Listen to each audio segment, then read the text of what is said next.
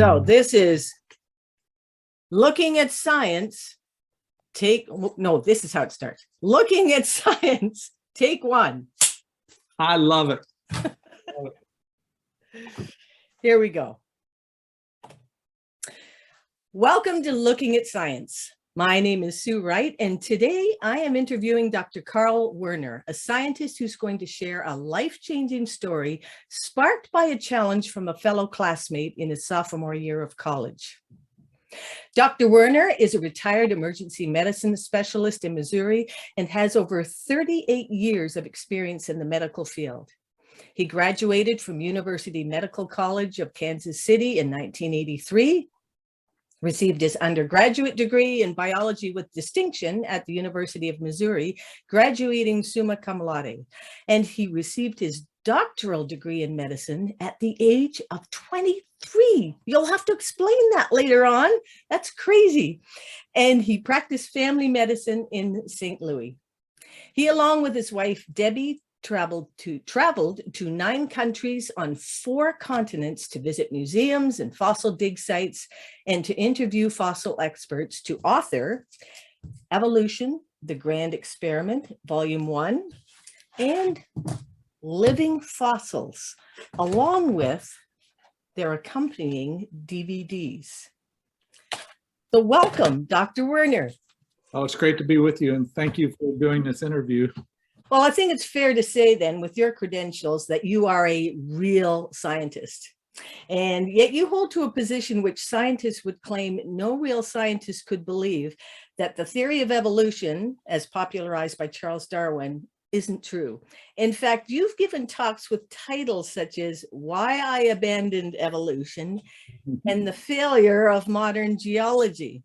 So before we talk more about why you abandoned evolution and what the failure of modern geology is, I want to talk about faith. Not faith as in science versus religion, but faith as it applies to science. Because a common belief about science and scientists is that it's all about fact and objectivity. And yet I think it's fair to say that there is a lot of faith involved in science. There's faith in the integrity of the scientists, faith in the accuracy of the equipment, faith in the accurate recording of results, faith in the veracity of what other scientists claim, faith in the accuracy and honesty of reporting of results, and faith how the media reports those findings. So would you agree, Dr. Werner, that there's a lot of faith involved in science?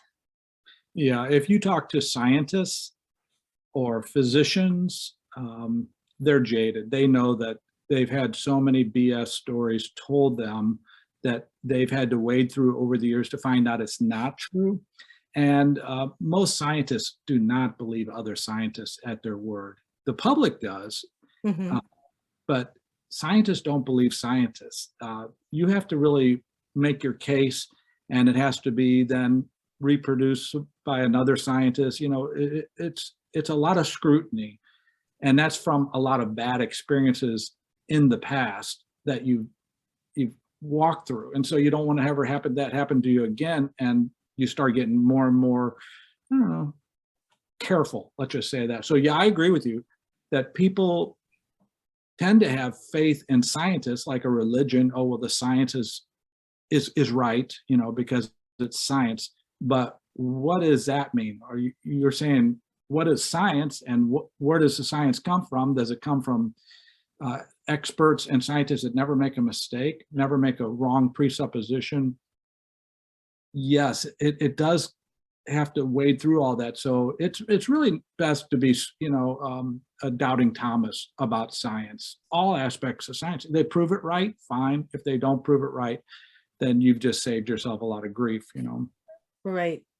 So why do you think people are so willing, people in general, to accept what science and the media report on a topic, which, as you say, should be closely scrutinized and debated? No one has ever seen how the universe began, or how life began, how one kind of plant or animal could evolve into a completely different kind. And yet the public is so willing to believe it. Why do you think that is?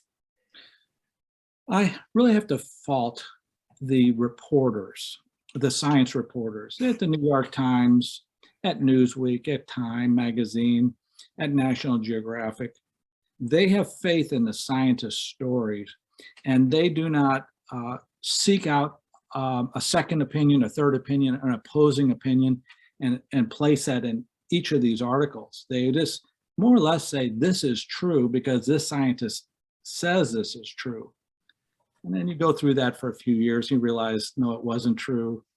And I do have to critique the news reporters. They're not doing a good job. Every story should have the other side, the most strongest argument against that scientist side by side in that article, but they don't. It's all kind of faith, you know. Right. Yeah. And of course, they want to make it sensational headlines. Oh, yeah. That's what sells. And the scientists want to make it sensational because then they will get funding, they will get help, they will get recognition, you know. So they pushing it, and the gullible reporters take it, you know. Right.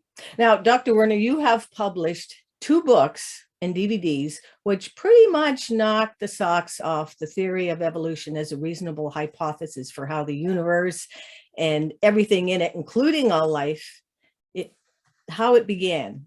And yet you didn't always believe what you have written. No. In fact, you have a story to share with us, which you've intriguingly titled The 25-Year Bet, which describes your journey from ardent evolutionist to, shall we say, ardent anti-evolutionist. So why don't you tell us all about it? Well, you know, to get into medical school, I had to show myself to have something unique. And so I entered into this research program as a sophomore, junior, senior in high school. I had my own animal lab at the university. I was doing experiments. This is, I wouldn't say sophisticated, but it was science. And I was accepted to medical school then with a 4-year all-tuition science scholarship. I was Mr. Science. I guess you could say that's weird, you know, that you had your own animal lab at age 16 at the university. But that was me. I didn't think anything of it. So when I got to medical school, I was quickly convinced that evolution and all the aspects of naturalism worked. I actually wanted to believe it because, I don't know, kind of abandoned God at that stage of my life. And yeah, so evolution's true. The professor said it was. The ideas that life started on its own from chemicals in the primordial soup. Yeah, because the professor said it was. And one day, I was in second year in college. I guess I would be 19 years old. I was at Minsky Pizza Parlor with a classmate, another medical student, and he waited to the end of the dinner, you know, after we finished the pizza, before he started asking. He only asked me 3 questions, and those 3 simple questions transformed my life, actually, because I don't know, I had a little pride that I knew science, and he posed these 3 questions that would challenge the natural origin of the universe, of life itself, and of species. I sat there dumbfounded, Sue. I was dumbfounded. I actually had no words to answer him because I knew at the core they were correct, because he was quoting laws of science, the laws of thermodynamics and the law of mass action, things like that. And I was bothered by that. It's like, well, how could I have believed in evolution, the origin of the universe naturally through the Big Bang? How could I have believed this but never scrutinized it? Again, I guess I had faith in everybody that had taught me up to that point, including my news sources. And yet then I realized I got a lot of work to do here, because now I got this great dichotomy. I had all this evidence for evolution, the Big Bang, etc. And now I had, with these 3 questions, I had it all torn off.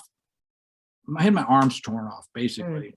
And it's like, well, I don't know what I'm going to do with all this evidence for evolution, but it set me on this process. I don't know how many years it's been now, 35 years or something, where I had to go investigate it myself. Excuse me. And it was a very slow process. I couldn't sort it out. It took lots and lots of book reading, and a lot of interviews, lots of fossil photographing. But then after it started to, accelerate, when you get to about the 100,000th photograph of a fossil, my wife took 100,000 photographs. And when you've interviewed, your 100th scientist, and then you start to see patterns, and you say, no, it couldn't be that simple, could it? And so actually then I flipped completely. And now I feel like I could sit down with anybody at the university level. In fact, throw out an invitation. If anybody wants to have me to the university, you can bring in all your professors of physics, biochemistry, biology, anthropology, and I'll ask some questions, and I'll demonstrate to you that really this doesn't work, So the answer to this is don't go out for pizza. When someone says, hey, you want to go get some pizza tonight at Minsky's Pizza Parlor? You say no, because this could cost me 35 more years of my life. I've been very careful not to take any dinner dates after that.